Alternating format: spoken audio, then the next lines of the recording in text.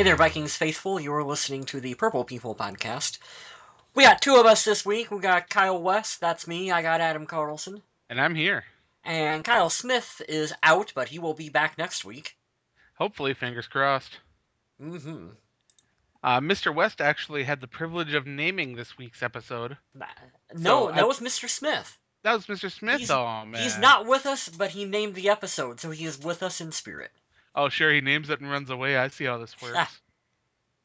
But I'd like to welcome everyone to episode number 161 of the Purple People podcast, Insane Browns Posse. We'll talk about why it's that way, and maybe we'll talk about the Insane Clown Posse a little bit. I don't know. We'll see. Probably not.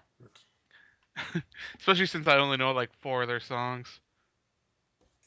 Yeah. But hey, let's get into the quick hits. That's about 3 too many.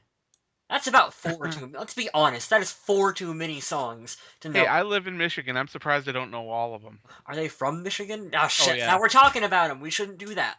They like the Faygo. That's their beverage of choice there. They love the Faygo soda. Oh, they my go IQ. whoop, whoop. My IQ is dropping by the point. And you got to befriend the Juggalos and the Juggalettes. You got to. They're good folks. Adam, I feel sick. And if you go to the gathering, all you gotta do is give a whoop whoop, and you'll be let right in. That's all. Like Magic the Gathering? No, the gathering of the Juggalos. We have lost our viewership if we don't get going to the quick hits. You would be surprised how many of my friends love that stuff. But anyway, I think more of us love the Minnesota Vikings, so let's go back to that. Yes, let's stay on it. So a recent report shows that U.S. Bank Stadium, which is if you've been under a rock or something, U.S. Bank Stadium is the name of the Viking stadium that's being constructed for the team in 2016. The report says that U.S. Bank Stadium could be louder than the Metrodome was. And that Metrodome got pretty rockin', that's for sure. Mm-hmm. It was designed to be able to grab sound and just amplify it. So it'll be really exciting that first year when you're in there and things get rowdy to see just how amazing it is. I'm excited. I don't know about you.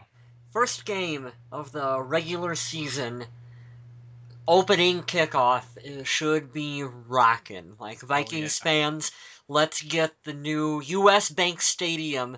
Let's get that roof rockin'. Like, let's get that building. Let's see how loud we can make it, because I believe that we're going to have a strong home field advantage with this fancy, fancy new stadium.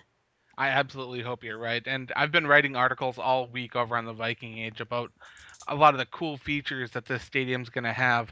They're hiding Wi-Fi repeaters in the handrails, so there's Wi-Fi all over in the stadium. Cool.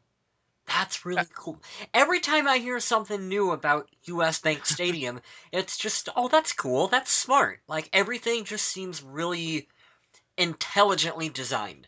Because when I went to the Metrodome, I have to admit I was unemployed. I wasn't making a lot of money. I had a cell phone which I had a plan for $10 that lasted me 3 months.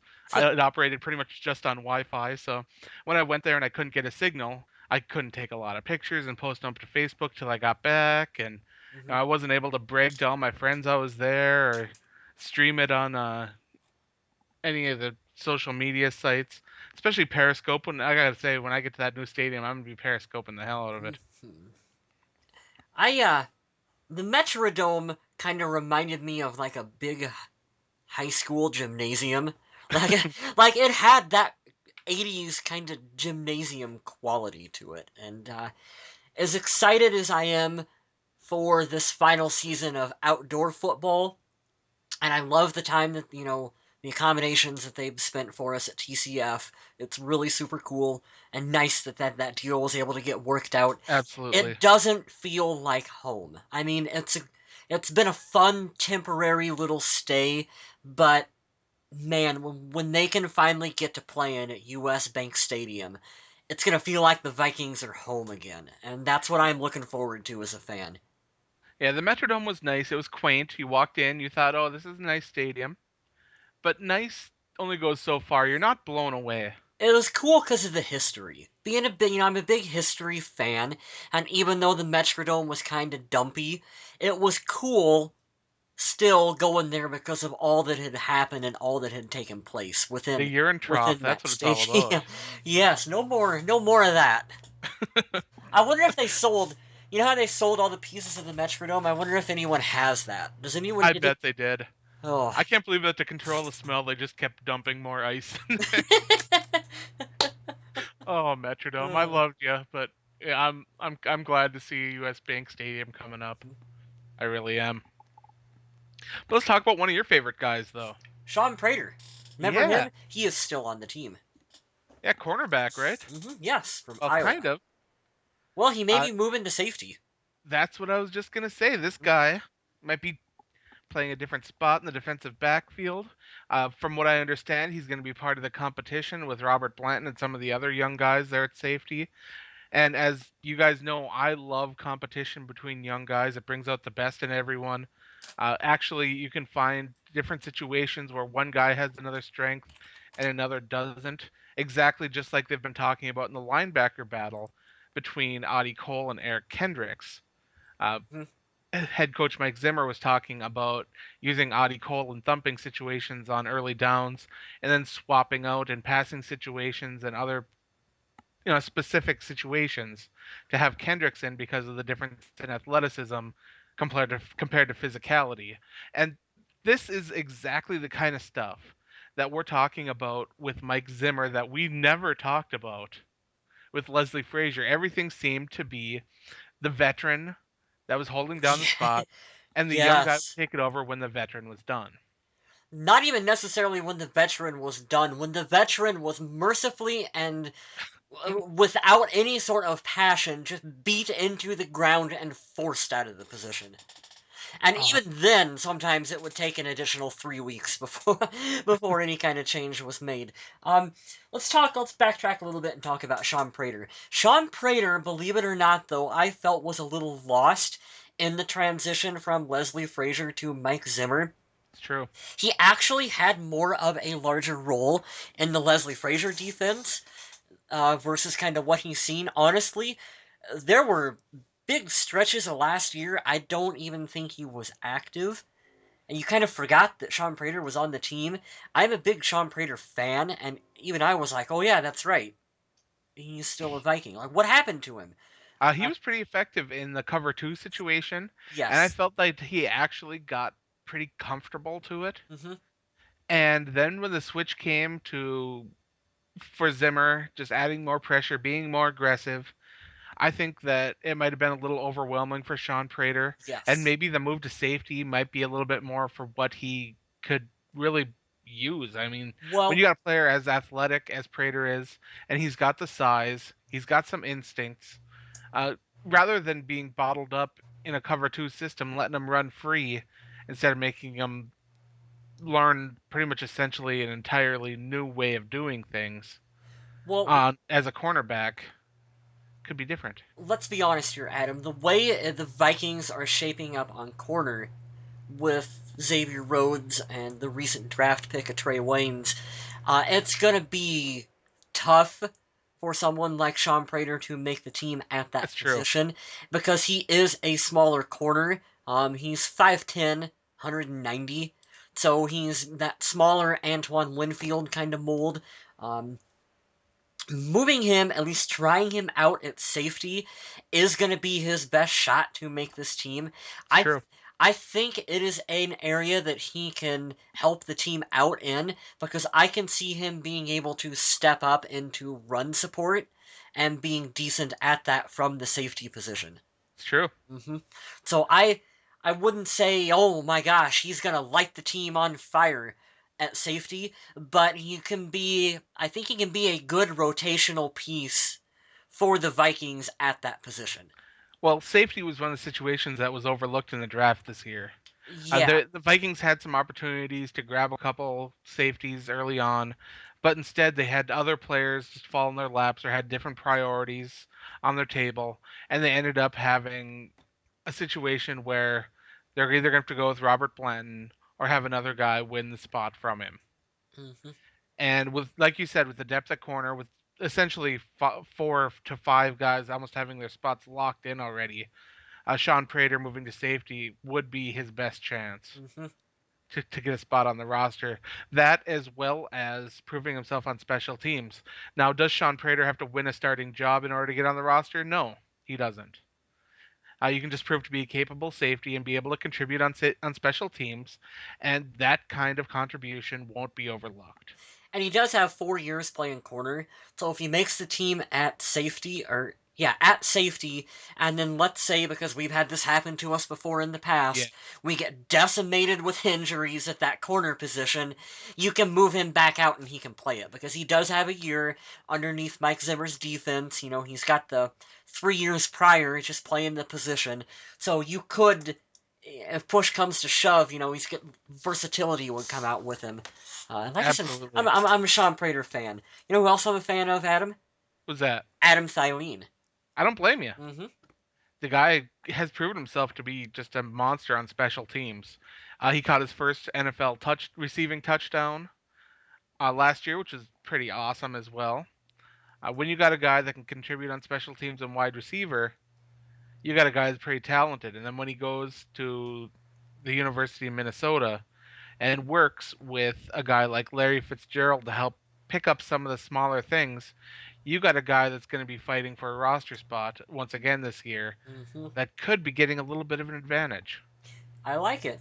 I like the fact that he didn't sit back and just be complacent with, oh hey, I made the roster, I'm gonna be good. He's going out, he's continually showing the work ethic of how he made it there in the first place. He's gonna go out, work with Larry Fitzgerald, pick up what he can from the veteran.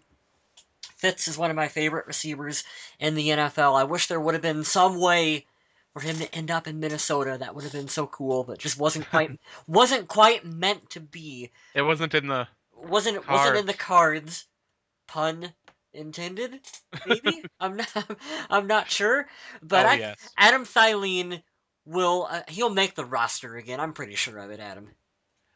I think so too. But Hmm. there is competition there. There definitely is. You've got Charles Johnson, you've got Mike Wallace, you got Jarius Wright, you got Cordero Patterson, you got rookie Stephon Diggs.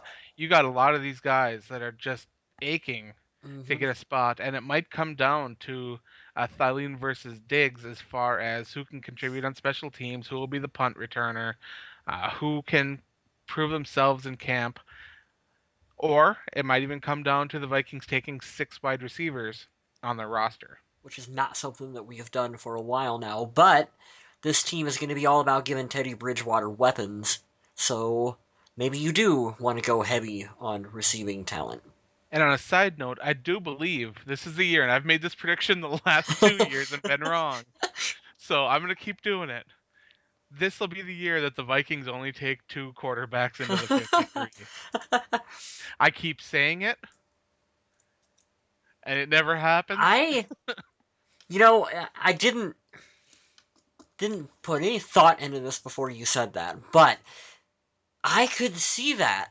I could see them really doing that because I think they're. Definitely, because the other What's two the guys they've got is an who's the undrafted free agent, yeah, the undrafted guy? What's his name?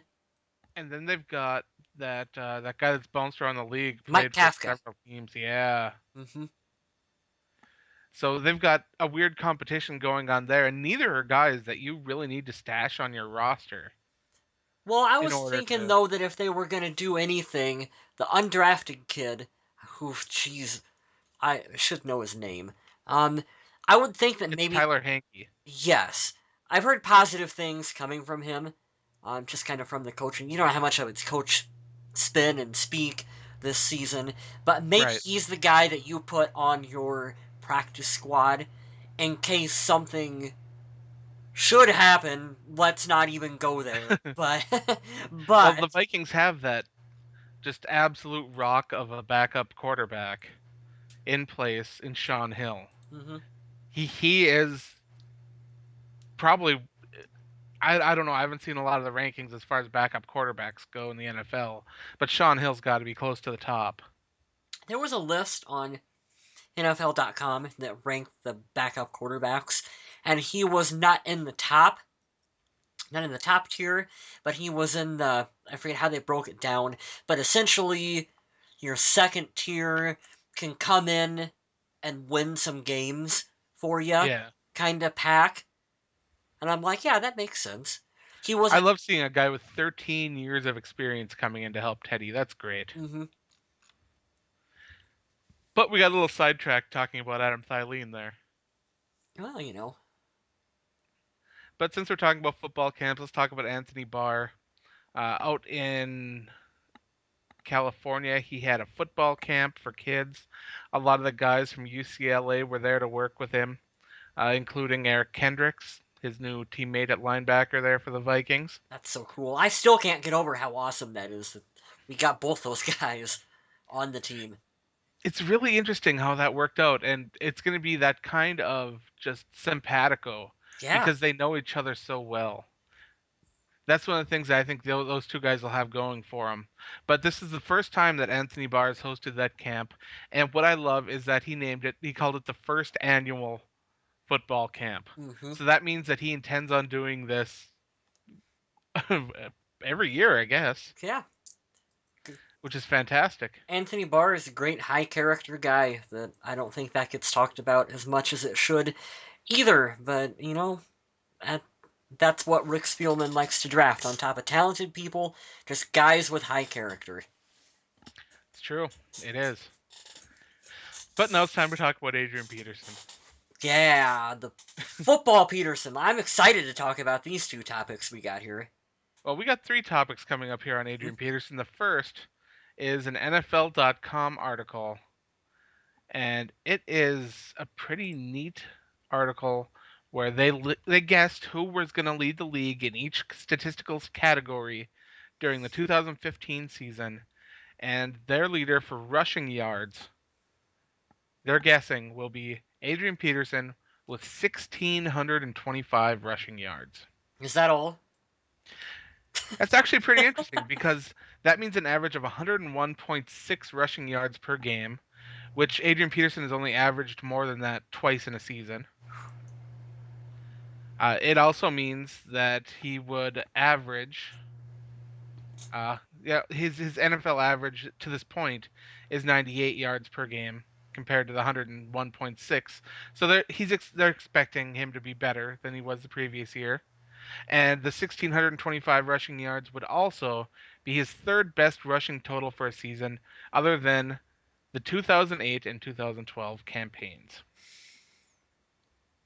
High expectations for Adrian Peterson coming off a year of essentially just rest and workout. If you've seen the photos of him, he looks like he is coming in the best shape I've ever seen him in. Absolutely. He's supposedly lighter, which will make him faster and stronger at the same time, if that makes sense. I mean, Adrian Peterson may be entering his 30-year-old season, but that body doesn't have as much wear on it as you'd think. He's a Terminator. The dude is a Terminator. It's true. It's absolutely true. Now, he will have a lot of different things go for him and against him this year. He'll have Teddy Bridgewater, which should help a little bit, have a little bit more consistency there at quarterback. Mm-hmm. But he does have a new fullback blocking for him. He does have a different offensive line in front of him. So there will be some changes. There will be things that Peterson will need to adjust to. Here is something as well that he has never had. No offense, Toby Gerhart, but for the first time in Adrian's career, he probably has the best backup running back that he has ever had in Jerick McKinnon. Like, you can make a stronger case for giving Jerick McKinnon, now, I don't want to say equal reps because I'll take Chester Taylor. Well, yeah, Chester Taylor was the wild, but that was early on. You know, that was Adrian's rookie season. I'm talking like afterwards. You can make the case for McKinnon. It's true. Being the best backup that he has had. You can make a stronger case for getting McKinnon involved than what you ever could for getting Toby Gerhart involved in the game. So absolutely, you could see more of a rotation with him than what you have ever seen. But with that said, when Adrian gets hot and he will get hot, North Turner is not going to inexplicably pull him from the game and Oh my God, insert. those games where Adrian would have 19, 20 Uh-huh. carries in the first half. Second half rolls around, he gets 3 or 4 carries. That shit was stupid. I'm sorry for my sorry for my language, but that was just irritating to watch. It was brutal to watch. It was. Yes. And like that is over with. So when Adrian is having a good game, he's going to continue to have a good game. So I could see him having a high production this year.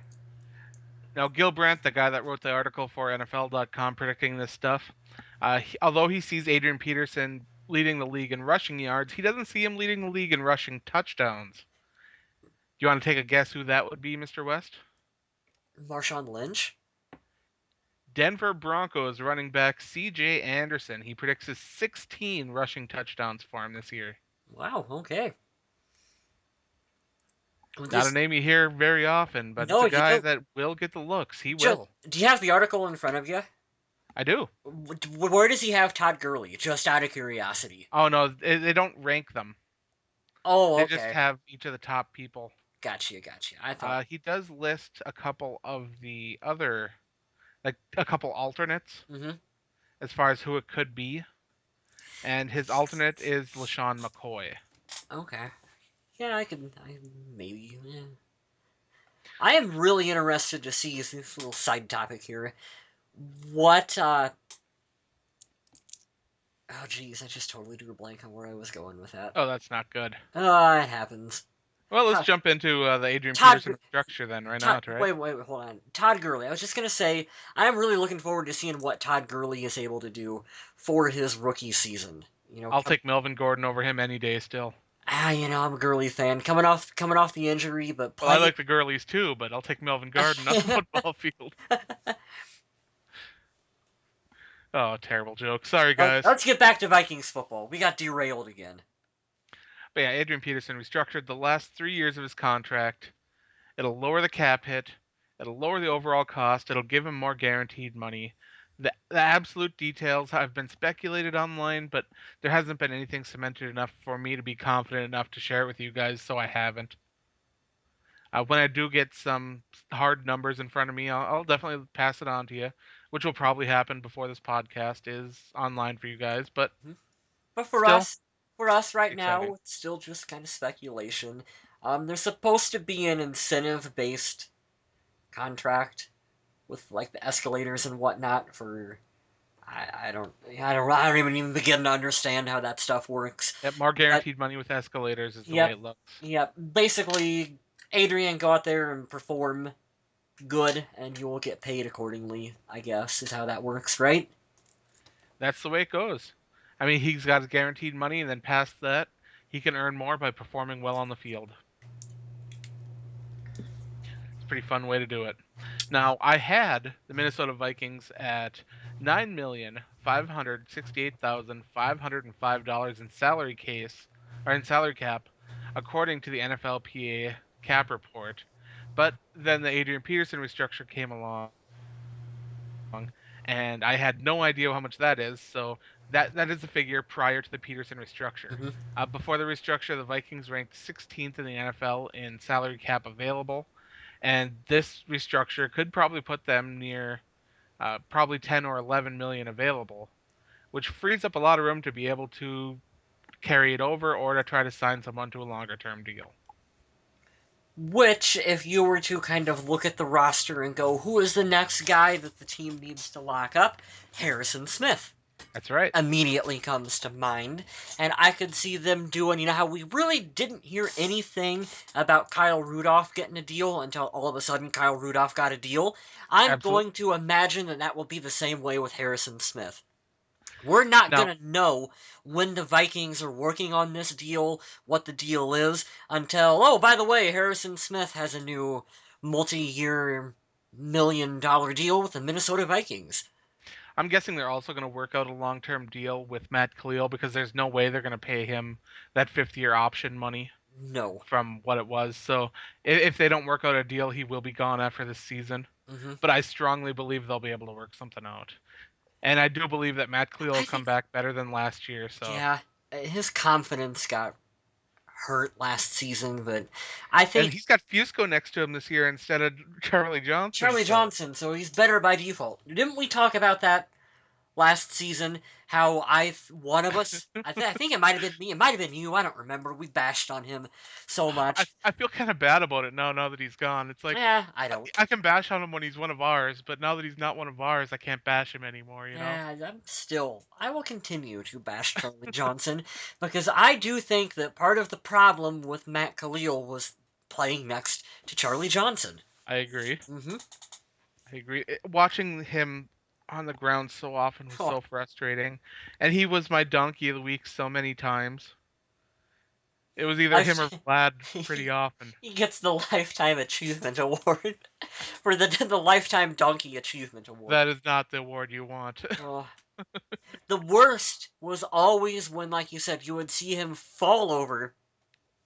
Yeah. And then someone like Adrian or whoever would be in front of him going in for a touchdown. And you'd see Charlie Johnson way in the background. Pop up. Yeah. Pop up, like raising the arms up. It's like, you did absolutely nothing on that play. It's amazing. Celebrate good times. Yeah. It's good stuff. Oh. All right, so let's get into our main topic this week. This one, I believe this one was chosen by you, right? Yes, in part. In part. All right. So it was brought to my attention by the Kyles that the Cleveland Browns could have had a lot of the pieces that the Minnesota Vikings currently have on their roster in Cleveland. They could have. They could have, Adam, because they had Norv Turner, and then they let Norv Turner go. And they had Charles Johnson, and they let Charles Johnson go. And they had an opportunity to draft Teddy Bridgewater, not once, but twice, sir. Twice. And they passed on him. They could have had Teddy Bridgewater. They could have had 3 big pieces to the current Minnesota Vikings, and they passed on them. Let's go back even further. The Browns traded up in 2012 with the Vikings to get Trent Richardson. Mm-hmm. They could have had Matt Khalil to solidify their offensive tackle spot, which they have drafted an offensive tackle since 2012 in rounds 2, 7, 2, 1. So they've spent a lot of money on offensive tackles and a lot of draft pick investment. And what did they give up all for that trade? It wasn't a big amount, but it was just enough for them to be able to move up and get Trent Richardson, which I can't believe they got what they did for him from the Colts. I can't believe someone moved up to draft Trent Richardson, or B, someone else said, hey, on another team went, hey, Trent Richardson, I'd like to give up a first-round pick for him. And in that same first round that they picked Brandon Whedon to go along with Trent Richardson. And that year, in 2012, they could have had Harrison Smith. I hope we don't have any Browns fans listening to this podcast, because I am thinking about this from their perspective, and I'm going, no wonder my team sucks. No, but the Browns went in the right direction after that. Well, yeah. The 2013 draft, it was all defense except for a 7th round offensive tackle. Mm-hmm. 2014 draft, all defense except a 2nd round offensive tackle. It's just one of those situations where you're looking at it and you're thinking, these guys were put in a position, especially after getting all these first round draft picks after that trade with Atlanta, to be able to just restock their team and refire. Instead, they're coming out and they drafted in 2014 Justin Gilbert at cornerback, who hasn't really been lighting the world on fire for them. No, I seen him on a list of like players who need to essentially get off their ass and perform. Cordell Patterson was on that list as well too.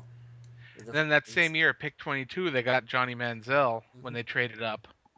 Which I can't believe. Even though they spent all that money on their research study to find out which quarterback they should take. Teddy Bridgewater.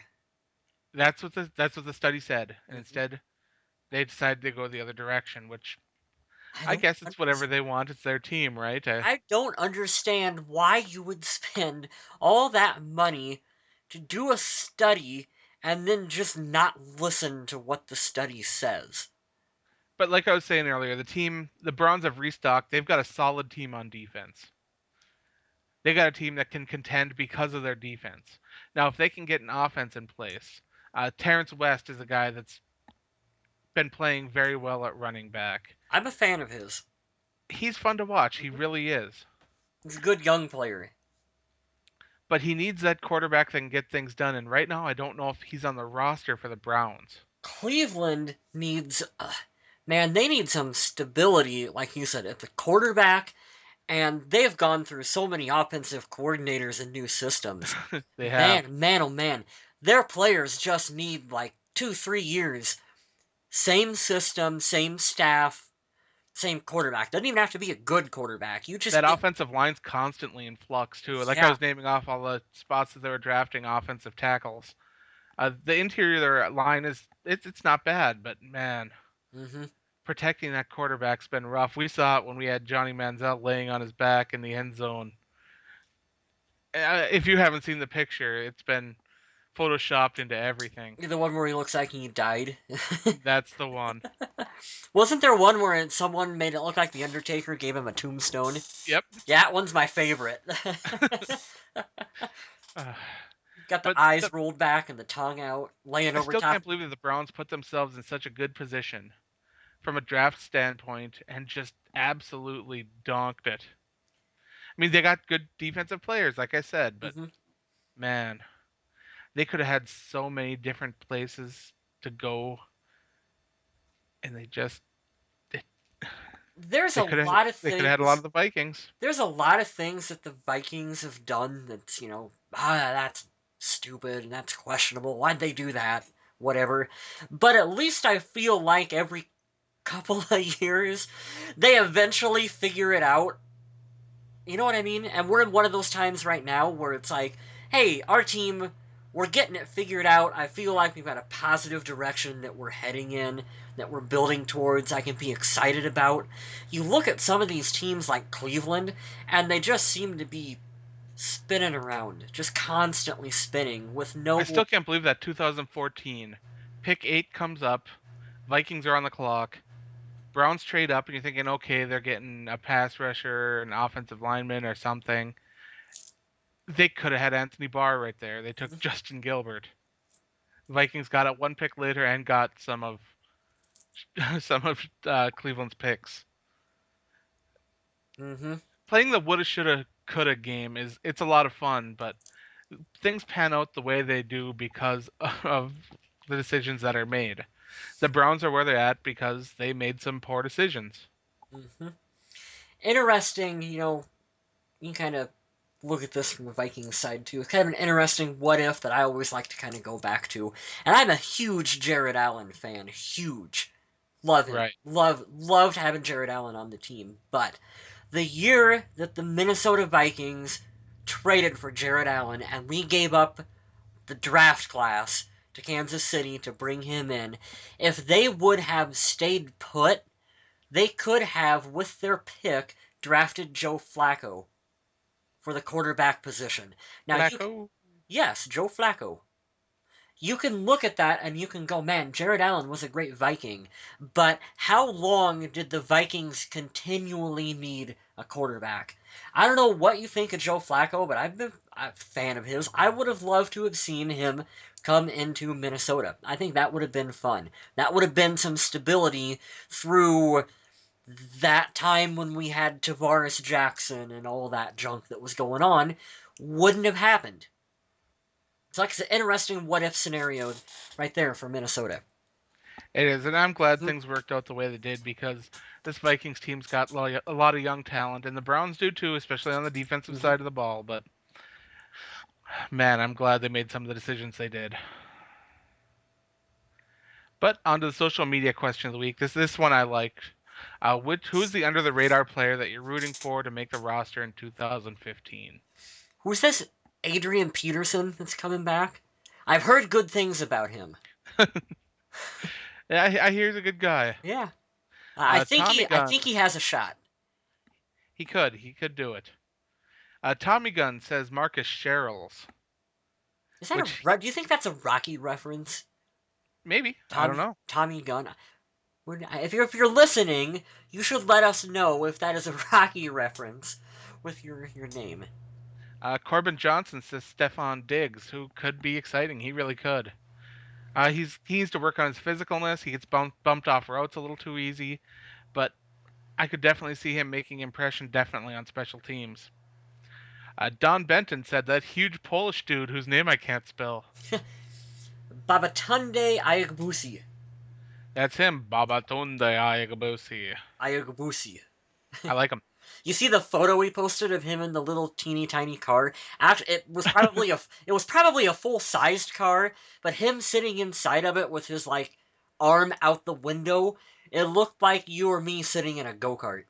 I saw the one of him with the reporter girl next to him, and she just looked like an infant. It was amazing. I know. Harry Flegel says Anthony Harris. Is Anthony Harris even still in the squad? I don't know. He's one of those guys I'm not even sure if he's still there. We have a Mike Harris. We have a Dwan here. We have an Anthony Harris. Yes, we do. Yeah, there he is. Yep. See, now that's under the radar when I'm not even sure if he's there. Tom Spees says Michael Pruitt. Oh, I can't wait to see Michael Pruitt. I can't. Michael Pruitt is not an under the radar make the team. Michael Pruitt's making the team. We haven't even got This guy. we haven't even got to camp yet. I am confident in saying that Michael Pruitt's on the 53, and he is active on game days. I have expressed my love for Michael Pruitt a couple times, and I love tight ends that can block and catch footballs, and he can do it all. He can. I don't like how he spells his name, but that's not his fault. That's his parents who did that to him. Poor guy. But that's my criticism for Michael Pruitt. Barb M. Baker says Babatunde Agbusi. You're pretty good Thomas at saying that, Adam. Hughes says Antone Exum, but he also wants to see Scott Crichton take a leap.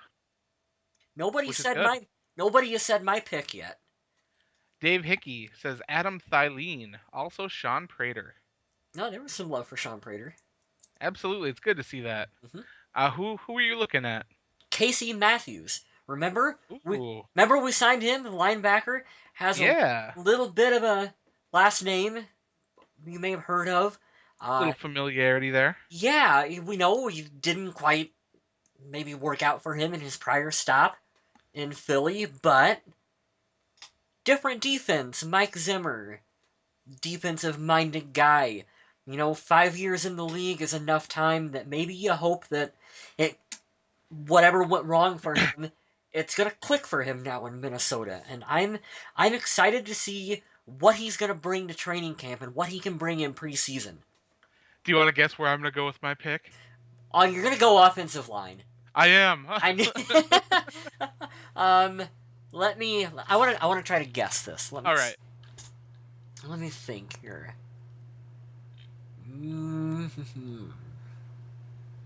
TJ Clemmings? No, I am gonna go with David Yankee. David Yankee? I've been hearing a lot about David Yankee being able to be more physical this year, and how they were talking about trying him out at right tackle, which, if they're thinking about giving him a look at right tackle, that's where you need your road grader guys right there. They need to be able to just push people over and make huge holes. If they are thinking about trying David Yankee at right tackle, that means that his physicalness has to have improved a lot this offseason. And even if he doesn't get a starting job, which is likely that he won't, for him to be able to come in and be a solid rotational guy that could fill in a couple spots would be huge for this team. David Yankee. I hear ya. Next week's social media question. We've been talking about the stadium a lot, and I wanted to have some fun with it. So, what is one completely outlandish feature that you'd love the new Vikings stadium to have? You can even make features that don't exist yet, or features that just are absolutely impossible. I'll give you guys an example. Remember the XFL Adam, you remember the XFL? I do remember it. One of the stadiums had a pool on the sideline with like a fake beach That's area true. around it. I think it was the LA team. It was. It was the LA team. Was it Los Angeles Rampage? Rage? I LA, don't I think remember. it was LA Rage. But yeah, they had like a pool with a beach and fans could go into it with the cheerleaders because it was the XFL, folks. That's right. Me and Adam are probably the only two people left You with hate me. with working knowledge of the XFL and XFL players like Rod Smart. He hate me. Hey, the Las Vegas Outlaws won the title. Way to go. Oh, Tommy Maddox. I was a fan of Tommy Maddox. we could have an all XFL podcast one of these We days. could. And it would be absolutely ridiculous. It'd only be for one podcast because there's not enough material to do a second, but damn it, There we can really do isn't. it. But you can choose any feature you want. You want that holographic instant replay that folks in Cincinnati are going to get? And I want the referee to be Tupac. There you go. A robotic Tupac referee. The holograph. If you're doing holographs. No, Cyborg. Cyborg Ninja. Yeah, Cyborg Ninja referees. I mean, have fun with it. Make goalposts that rocket off into space when people try to kick. Whatever you're feeling, man, just have fun with it. Oh. I want to hear what just absolutely crazy things you want. You want foot spas at each seat? Have at it. You want a masseuse? That's cool. I just want everybody to have fun with this, and I want to hear just weird. We want weird answers for this. Give us weird and fun. We're ready. Yeah. We are going to end with a bold statement from Mr. Kyle West, so take it away. Well, not really a bold statement. I wanted to leave you with that just to see what you'd do. I said, it's not really a bold statement. We're actually going to talk about training camp etiquette, proper training camp etiquette, because this is going to be coming up. The Vikings kickoff camp in what? 4 days, Adam? It's real soon. Really, really soon. They're going to be in Mankato, which means a lot of you, myself included, we're going to be up there. We're going to be around the team. We love it. We love our Vikings. We get so passionate when we're around them. And sometimes we do a lot of really dickish things that we should not do. So as a veteran of many training camps, I'll just give you guys a little bit of quick etiquette for things that you should not do. And I'll throw a couple things that you could do kind of instead to make it a better experience. Not only for you, but for the players and for everyone around you. The first thing would be really jokey beforehand, but this one, totally serious on. Guys, do not follow players around to where they go in to eat at. Dead serious. Oh, jeez. Do not, because they will not come out. They will not sign an autograph for you. That's creepy. They will not take pictures with you. They will not acknowledge you. Do not follow them into restaurants. I mean, you got to give the players their space. I've seen people do this. They were doing it to Cordero Patterson last year. I mean, there'll be opportunities to get photographs and autographs, right? There's designated, the teams do designated times, like they will have, okay, this day is linebacker day, where linebackers are going to be signing autographs, and next day is wide receivers, and then tackles and whatever. So you can get in line, you can get there early, get your spot, whatever, and you can get something signed by one of the players. Or as they're coming to or from practice, you got the fenced off areas where you're allowed to stand and you can yell, hey, Cordero, come sign an autograph. And maybe he'll come over, maybe he won't. It's the luck of the draw. That's kind of the fun. You can wait around after practices. There's areas where, the security people will let you know where you can and where you can't be. You can wait for them to come out of their, their meeting rooms that they have. And you can yell, hey, Cordero, come sign. Maybe they'll come over then, maybe he won't. You don't know. That's the fun of it. But please do not follow them around to where they go to eat at. That is just Now, are you allowed to shove smaller, weaker people out of your way? to get to the people that you want autographs and photographs with. Technically, you are, but that is a really big dickish thing that you should do, and you should always let the children get their autographs first.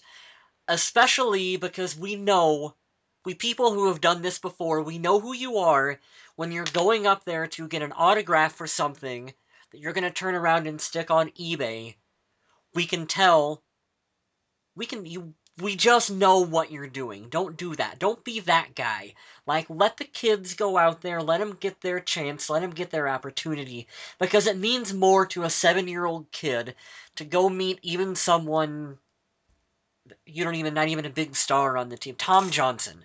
It's going to mean more to that 7-year-old kid to go get Tom Johnson's autograph than what it is for, I'm 28, than what it is for me to go get Tom Johnson's autograph.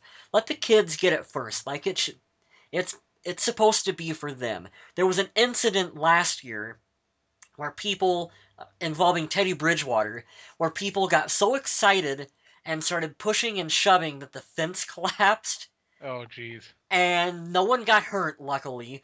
But that was one of those situations where we're pretty lucky in Mankato how close we can get to the players.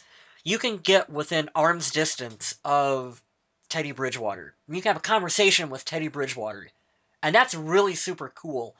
But if people keep doing this thing where they crowd the fence, they push in, they knock it over, you cause a little mini mob scene, security is going to push you back further and further and further, and you're just going to ruin it for everyone else. And you watch some of the, not that we're not a big team, some of the teams in bigger markets, like the Jets, Yeah. you can't get within 20 feet of any player on the Jets.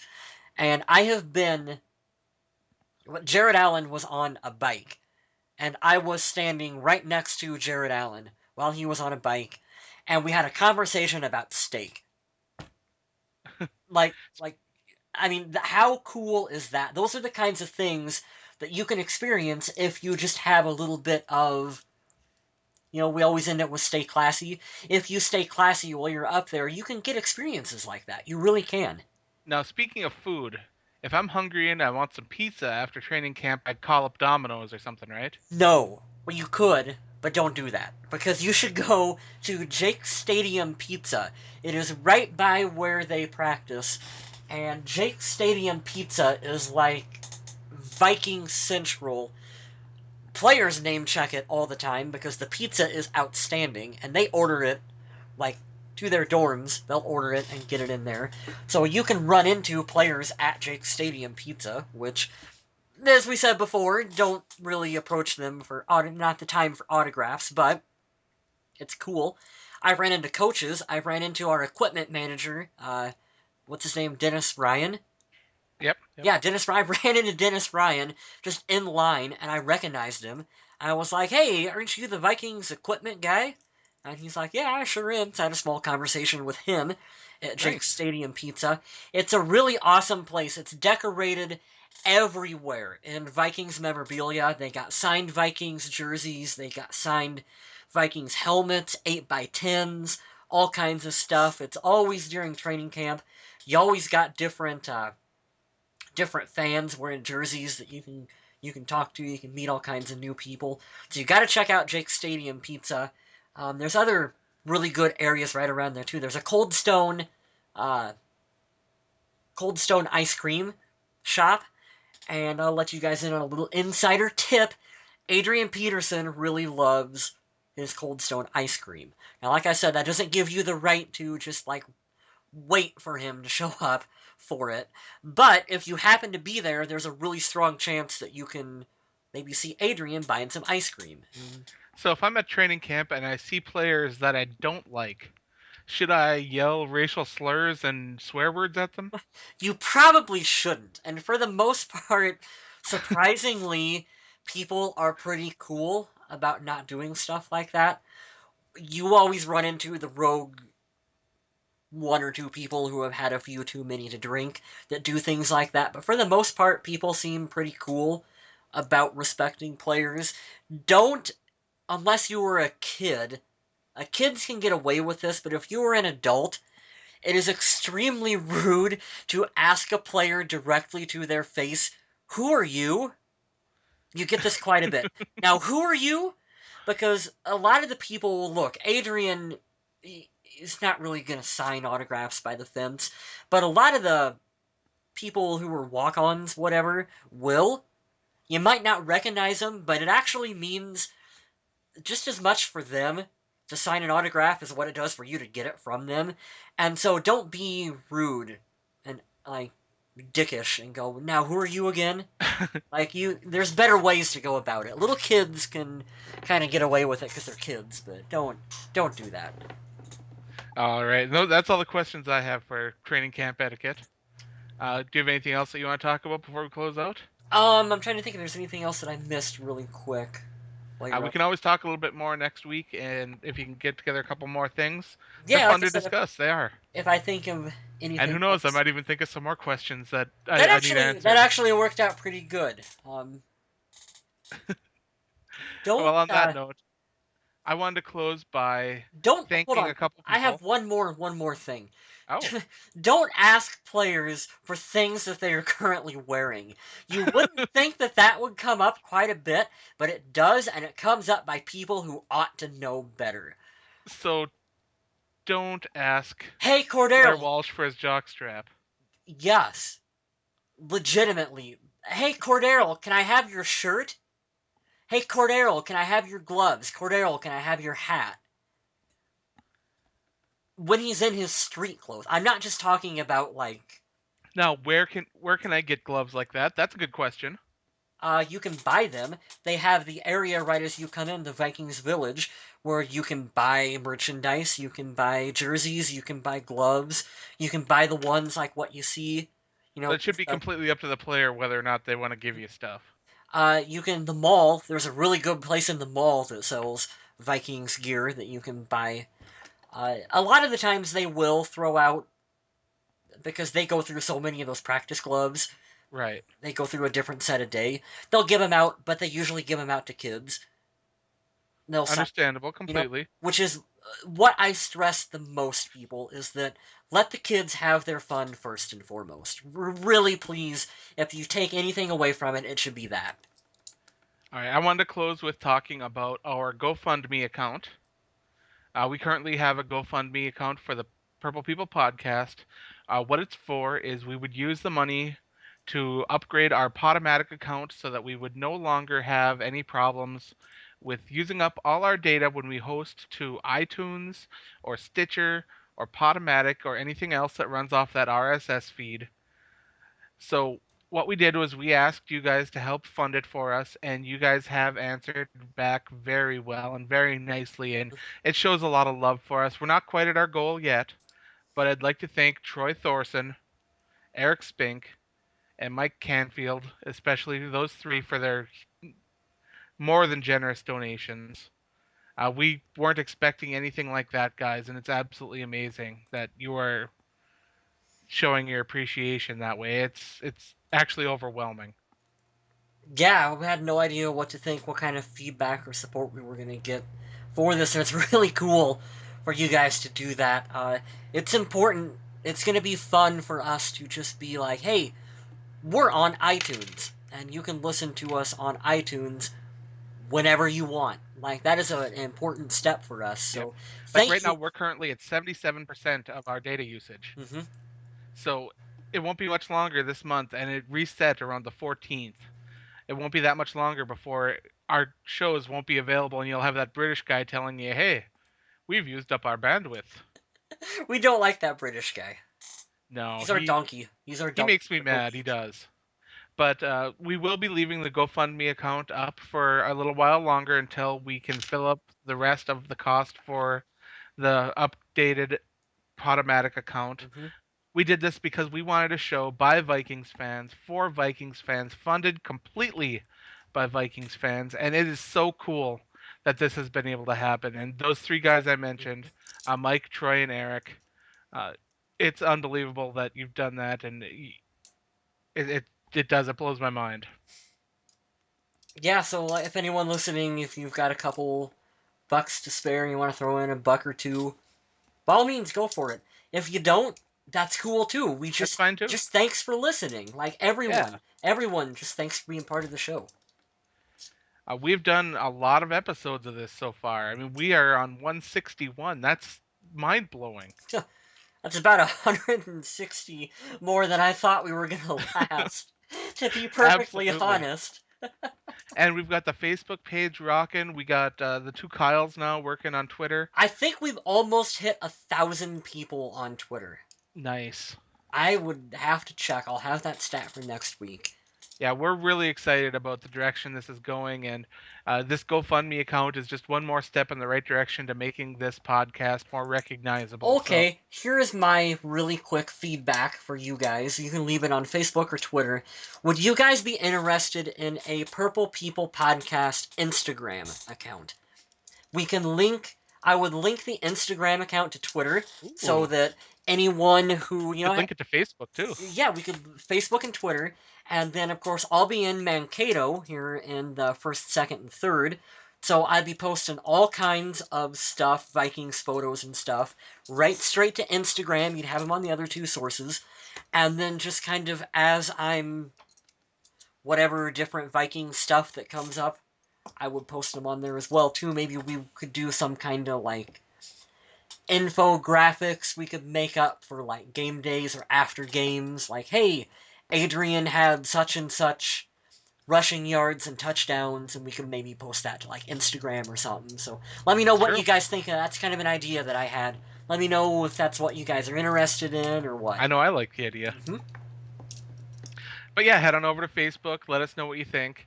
Head us up on Twitter at Purple People Pod. And in the meantime, stay classy, Minnesota.